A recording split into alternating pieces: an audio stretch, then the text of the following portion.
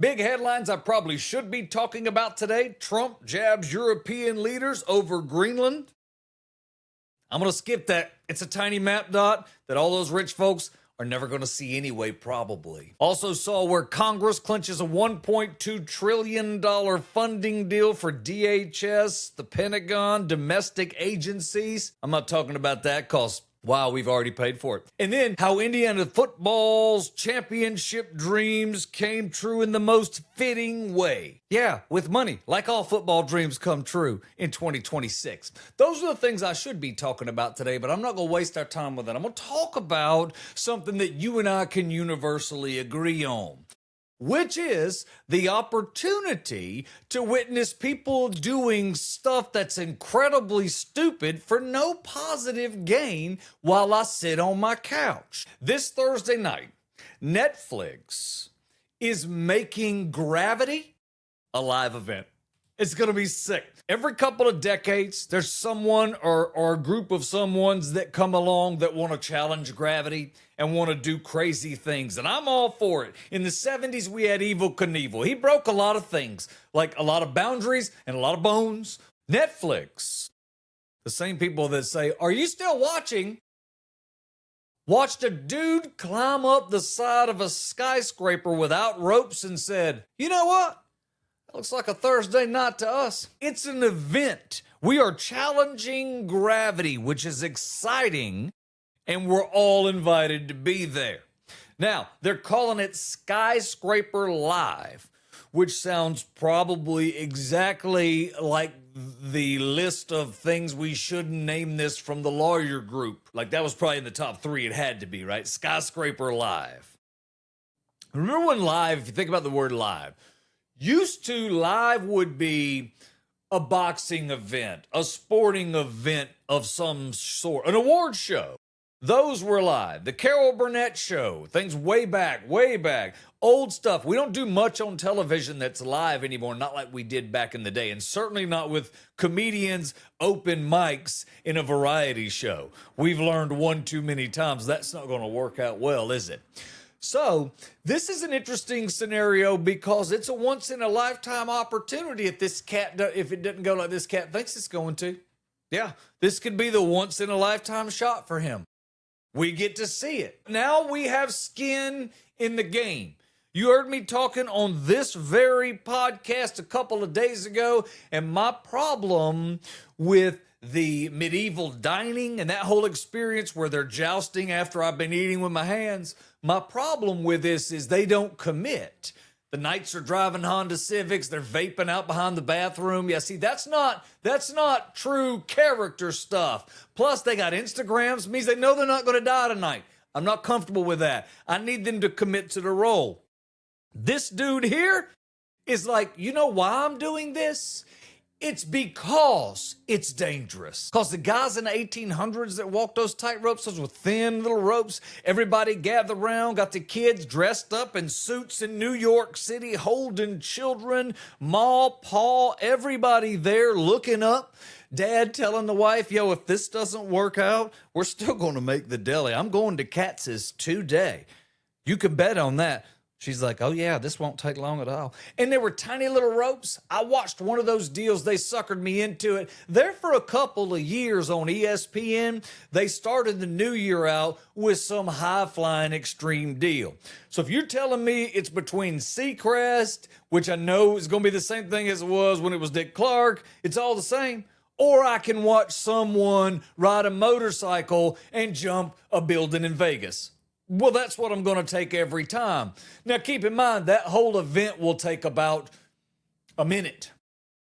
But it'll take them 7 hours to get me excited about it. They'll be talking about it all day, and I got to get invested. So I'm okay with that. Well, a couple years back, they did one where they were going to do another tightrope walk across like the Grand Canyon, what the whole thing is. It was some such. It was nuts. So I'm like, okay, well then I'm there for it, right? All my friends, we done sat around. We had cold beers. We were ready for this because if this goes wrong, there ain't no save. It's over.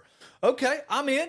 Well, when you get there and you look at it and they show you how they put it all together, it's obvious that the insurance company got involved because it's not a rope of any sort.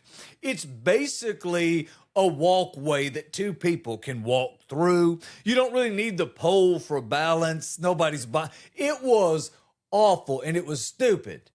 Of course, I watched. And they also had another cable that ran on the top that he was hooked to, so in case he fell, he would just dangle. See, no skin in the game, but I still watched. This is an upgrade. This is a big deal, right? We're talking about countries in 4K. Everyone in the world can see this in minutes if it goes wrong. That's what I'm talking about. Now we got a little skin in the game. That's this Thursday night. The dude's name is Alex Honnold, and he said, like I said earlier, I'm here for the danger. Bro, so am I. It's the most honest pitch I've ever heard in my natural life. Son, tell us what's going to happen. It's not a marketing slogan. That's a warning label, and that's what I'm here for. And you know what's really nuts when you think about it? Somewhere in a Chipotle while all this is going on, this dude is looking at his phone while the other guy is 1,600 feet in the air. Question is, if something goes wrong, will we get to see it? And the answer is no. What? No. They have someone whose job it is. Think about this as your job. I don't know how you fill this out as an application. I don't know if, because you had maybe it was a family member deal. It's like union, picking up the boxes, the containers and the freight and stuff down at the ports. That's all grandfathered in. Your grandmother's grandfather on his brother's side was someone who did that. Even back in the 80s, those jobs were paying like $100 an hour or something. It was incredible how much money those cats made. So somebody's job is to sit in front of a whole bank of videos, because there's going to be 500,000 cameras they'll be watching probably. And his entire job is to stare at the screen. And if things go wrong, he's got to hit the big red button that says, do not traumatize the world. He's got to hit it right away or bad things are going to happen. See? Whatever he's getting paid, it's not enough. Whatever the cost of being the protector of all humanity, the last line of defense, if you will, it can't be enough. When they talk to Honnold, he's, of course, nutty as a Bessie bug, right? He's completely jacked up in his mind. Because, see, this is what he does for a living. He climbs buildings with no ropes. So he's clearly not like me and you, not normal. This dude's all like, it's kind of safe because there are balconies. Okay. All right. That's, like I said, a total climber sentence or statement. It's that same tightrope business where they're like, it's okay because I could fall and land on one of those buildings. Whatever.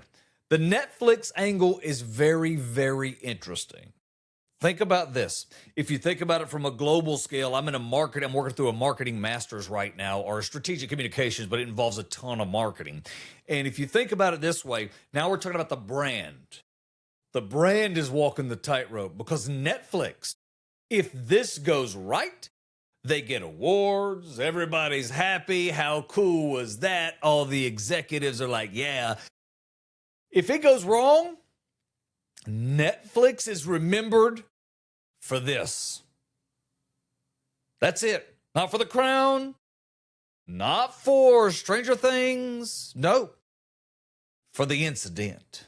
That's it. You're going to watch a lot of things happen to people. Are going to stop wanting to connect. That's not going to be a good day. So it's a real tightrope that the brand is walking. I'm anxious to see how this plays out. I'm afraid when you get to it, it's going to wind up being sanitized. But notice I said when you get to it, because I'm going to be there. There's no question. I have to watch. I have to see what's going on. What else was I going to do Thursday night? Well, nothing. I mean, the national championship was Monday. I don't have real football back until the weekend. So this is a perfect jump-off point for me. It's sort of rescue me in the middle of the mind-numbingly weird evenings where I have to do what is strange and foreign to me. I have to talk to my girl because the game's not on. And that's strange territory. Sometimes it can be a backbreaker in a relationship. So there's no chance of missing this. And I think this will be a great moment for me and my girl to connect quietly while watching it. Netflix didn't make a show. They made Gravity appointment television. Dims my peeps. Can't wait to see how this goes. So I was scrolling on the internet, probably like you. I go through a ton of stuff each day. And a lot of what my content right now is, because I'm creating content, is how do you do this? How do you do this better? And to be honest, in my entire life, I've done this on radio. I've also done it on television.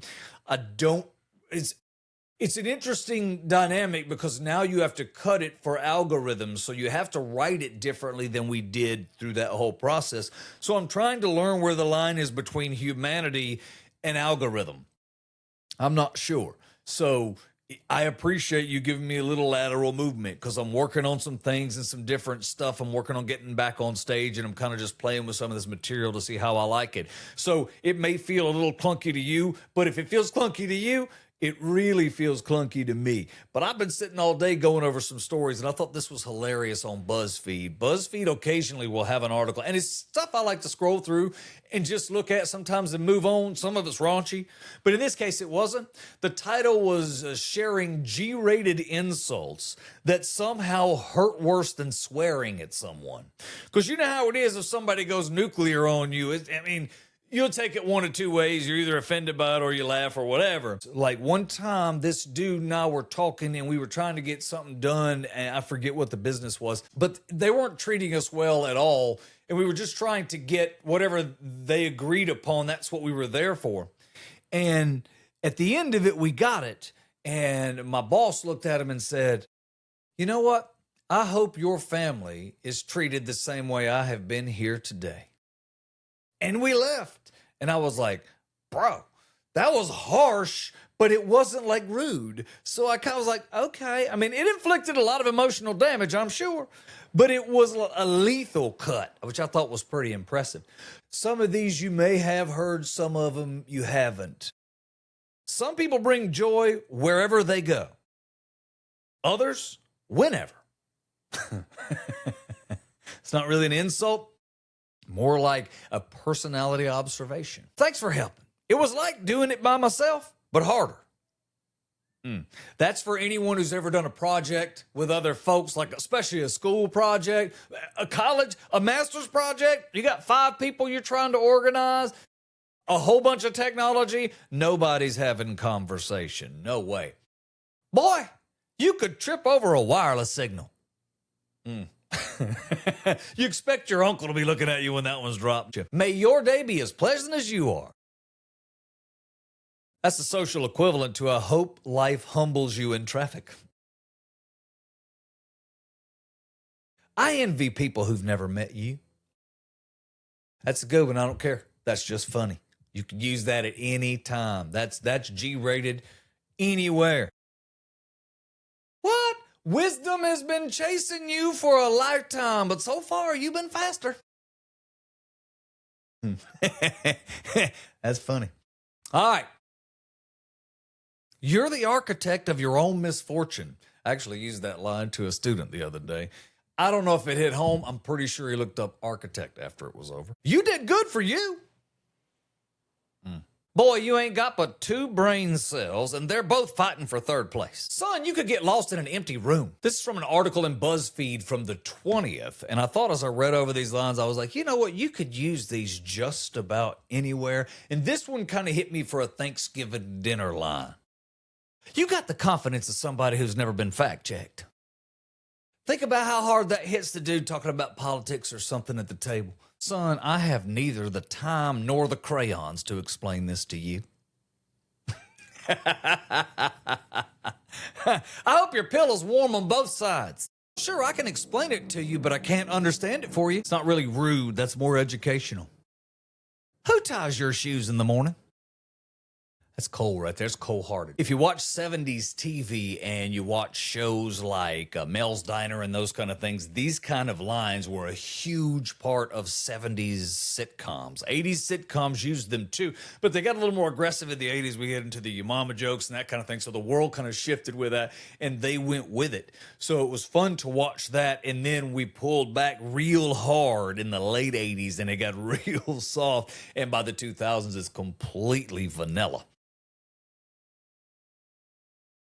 This is a good one for the office setting. As per my last email, ... That's always a good one because it's snarky in just the right corporate way. I used this one today on one of the guys at work. I said, son, you'd get lost in a bathtub. We need to get this done.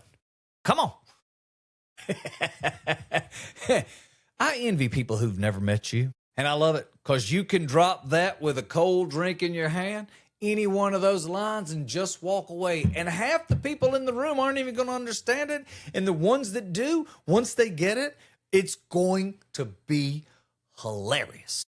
Thanks for spending time with me today. Again, my name is Bud Ford, and I saw this too today, and I was online, and I haven't talked about this on this show, but I love watches. That's kind of my thing. Now, I'm wearing one of the Apple Watches, which is not my preference, but I got heavy into walking and very little running a couple of years ago, and I got consumed with the number of steps that I was taking.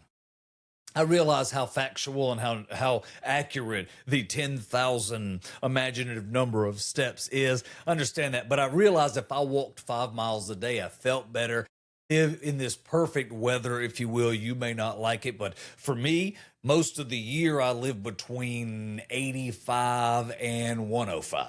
And in Phoenix, for me, anything 98, 99, sub 100 is incredibly nice. 100 to 105 begins to get hot. 105 to 110 is definitely hot. And 110 and above is barbecue time. We have pools. We're not animals. So it's kind of fun out here. So lately, I've been looking at different watches. I typically like Rolexes, Omegas, Breitlings. I had a collection of all those, and then I sold them all because I've carried them around because I like collector's pieces, not just regular, normal watches like Submariners and the like. I do like a sub. A sub's cool no matter in any form, but I had the anniversary sub, the green bezel sub. Was pretty cool. And then I also had some with diamonds and mother of pearl. So I had some really cool watches. I didn't pay that much for them. I bought them new, but I was able to negotiate some things and contracts and stuff. It was a lot of fun. So that was fun. I sold those, and now I've been kind of looking again, and I realized, so back in the day, it was common if you wanted to buy a Rolex or a high-end piece of jewelry. So my first Rolex was $1,500, and that was brand new. And you're probably thinking, well, that's nothing, bro. Why didn't you just give him cash? Well, because we made $3.35 an hour. You had to eat, and that just didn't go anywhere. $1,500 for a watch was insane money. But I got it anyway, and I got it on credit. My dad was all like, bro, you don't put this kind of stuff on credit, because he had a Rolex too, and I just wanted one. So I was like, but they gave me 0%. And he was like, what? I was like, yeah, for like 7 months. That's pretty cool. I can pay it off in 7 months. He was like, wow, that's insane, right? So then when I thought about it, the next one that I bought, and I wound up buying 4 or 5, I think, before I sold them. But the next one I bought on complete credit. Again, but this particular deal was 0% for 2 years. So I said, okay, sure, why not? I'll float your money for 2 years. I still get the product I want, and I get to break up my own payments. I'm into that. If it's your money, I'm okay with it. Apple does that a lot too, where I can get a phone, or if I need a new Mac or whatever, new MacBook, I can get it for $1,699 or whatever it is, plus tax, broken across 24 payments at no interest. Okay, great. I guess the problem comes in if you go beyond 24 months. I don't know. I just have them take it, so it doesn't make any sense. It's just easy for me. I mean, it does make sense. That way I don't go over. It just kind of sets itself up and does it right. That's cool. As I'm back in the market now, I was looking, and I don't really see any of those 0% offers. I'm just trying to skate on someone else's money. That's it, right? But I saw where a lot of them use a 24-month process from a firm. There's a couple other companies that do that online, and you can break it up into 24 payments or whatever. So I looked into that. That wasn't for me. That's not the kind of deal I wanted to get in. I liked it when the jewelry store did it, but this particular deal didn't seem like the one I wanted to get in. But either way, I saw this article today and I went, I can't believe they did that. Affirm is doing rent now, pay later. It's insane, right? The headline is you can buy now and pay later for rent. Think about that. That's where we're at as a society. Inventing flying cars not really on our list. We talk about electrics. We really don't care. Tell you what we are willing to do, though. We're willing to break up our monthly rent payments. Installments for shelter? Smells like that's got consequences. Big consequences. Don't you feel like that's targeted for someone maybe specifically in your life that you know? You probably got a good idea who I'm talking about. Let's see. Got $3,000 worth of rims on a $600 car. Smells like an old sandwich. You know the one I'm talking about. Or that girlfriend of yours that's got a 70-inch TV in her apartment with no couch. Yeah, that one. Apartment like a pop-up store. Everything's on display. Nothing's comfortable. You know what I'm talking about. Affirm did not create this society. We as America did. We got to have a cool place because now you can be late on rent in bi-weekly payments. That's not budgeting. Again, that's a subscription to consequences. I'm telling you, big time problems are going to happen. Imagine you're a landlord. You just got an email that said your tenant has decided to break up his rent payment into 4 easy emotional stages. That can't be comforting. I'm anxious to see how this whole thing plays out. But here's where they go one step further. They tell you this will help you build credit because your bank account is trying to grow up while your lifestyle is still in the new rims phase. Is that where we're at? Listen, I don't hate on new rims. I do like rims, but I get it. And it's not great if your car has a better future than you do. I mean, you got to get your ducks in a row on this. Like I said, though, you cannot hate. It's the American dream version 2026. You look rich now, you figure out rent later. That's kind of how we do, right? It's funny, when I was in my first apartment complex years, when you're kind of in that moving out, I want to move out, I got to move out. I don't have to move out, but when I move out, it will be better because I'm kind of, I'm outgrowing the family. Then you get a job or something out of town like I did. Then you move and you realize $340 a month for rent was a lot of money in that day. I'm telling you, it felt like $1 million. We only made $700 a check, I think. So it was a lot of money because you had utilities and everything else. Now, that being said, when you think of it in today's money, I mean, it is vastly different. Or is it? I don't know. It's because it's $1,500, which equals $2,000 here for a new one bed. So I was paying $340 a month for a 30-year-old one bed. The numbers probably close, right? So before I get out of here, I want to check the headlines. I always like to do this, check them one last time. And I don't really read them. I just emotionally process them, kind of like you do when you're scrolling on your phone and you doom scroll. You know how this goes. And you find yourself, especially on TikTok or YouTube, and I'm scrolling and I read the title. I think about what that means to me for whatever reason. And then I make a smart comment, usually under my breath, maybe out loud, and I scroll right to the next one. So here they go. Who is Buffalo Bills coach Sean McDermott's wife? A better question might be, who's the Buffalo Bills coach? And then we can worry about Sean McDermott's wife. Didn't read it, but he did just get fired. So maybe we can hold on to that article for the next job. Maybe use it on LinkedIn right now. It's an idea. The headline reads, Tyreek Hill's estranged wife scolded by a judge over a $196,000 Bentley purchase. Didn't read it. But if a judge knows the exact amount of the price of your car, you are living your life in an extremely good way and an extremely bad way all at the same time. Next headline reads, popular actress says co-star urinated on her while filming. Didn't read it, but that movie just switched genres mid-sentence. Did you see that? The headline reads, Cruise ship leak sends water flooding into cabins.